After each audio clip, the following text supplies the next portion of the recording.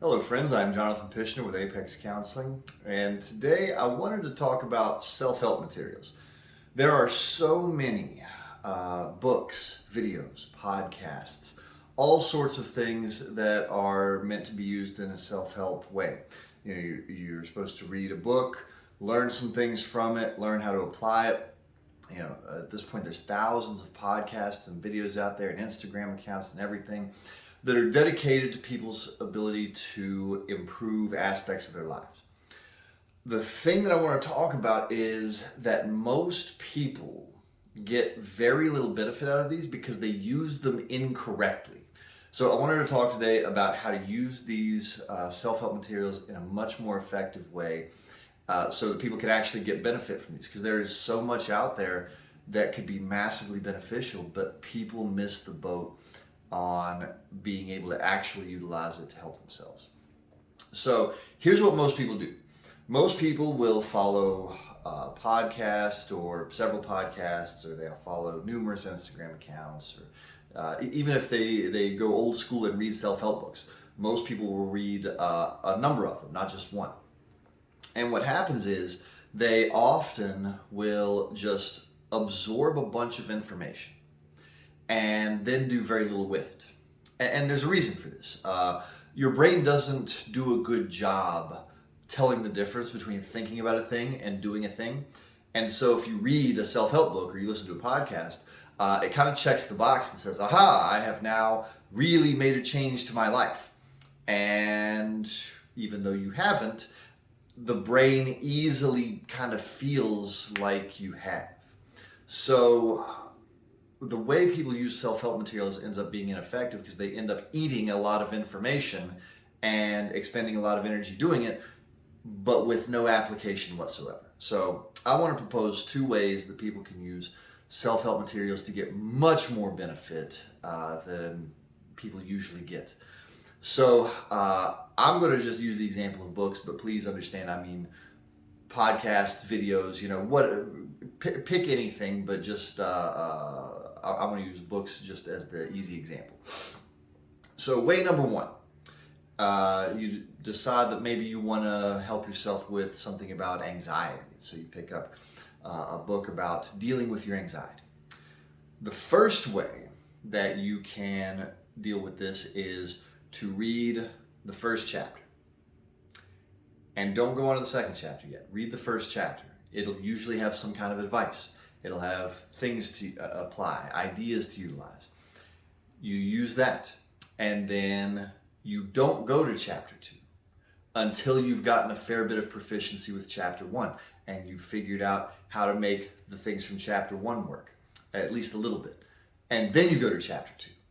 And you don't go to chapter 3 until you have practiced the ideas from chapter 2 and you've gained a little bit of proficiency with them.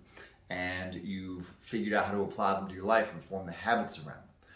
And on and on and on and on until you finish the book. Because most people will shoot through the book and then it'll go on the bookshelf and you might apply 1 or 2 out of the 100 concepts in it. But that's not enough usually to get really maximum benefit if you're going to spend the time to read a self-help book. So way number one is to master, or at least get proficiency with each chapter one at a time down the line. And it might take you 3 months, 6 months maybe to finish a self-help book. And that's not wrong. It's not wrong to do it that way. You hear these old stories of people who would read however many books in a day. That's not necessarily the right way to go about self-help material. Way number 2 is to read the whole book and then go back and figure out, okay, I read the whole book, but chapter 3 was the one that really spoke to me, really seemed like it applied the most. So now I'm going to go and work on chapter 3.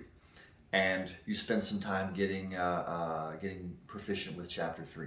Okay, and then, well, chapter 4 and 5 really didn't seem important. Didn't seem like that was beneficial, but chapter 6 really had some stuff that it seems like I need to utilize. And so then you spend some time getting proficiency with chapter 6 until you've absorbed the material it feels like you need to absorb.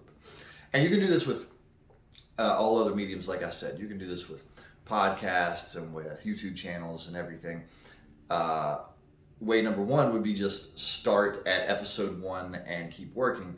For podcasts and YouTube channels, way number 2 works better. You listen to several episodes of a podcast. Oh, episode 457 applied to me. Let me not listen to any more episodes for a while and just re-listen to this several times and get some proficiency working on it and continually return to it and practice the ideas from it.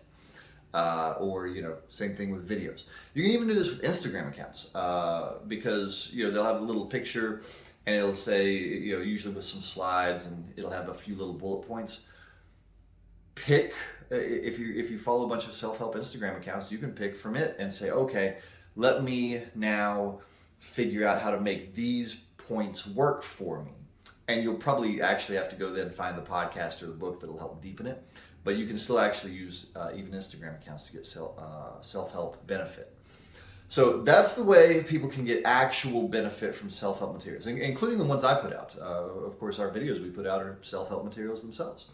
So I hope that this was helpful for somebody out there today. There's so much self-help material out there that I would love to see people get much more massive benefit out of it. And if you follow one of these 2 methods, you're much more likely to get benefit. So thank you for hanging out with me for a few minutes today. I'm Jonathan Pishner with Apex Counseling, and I will see you next time.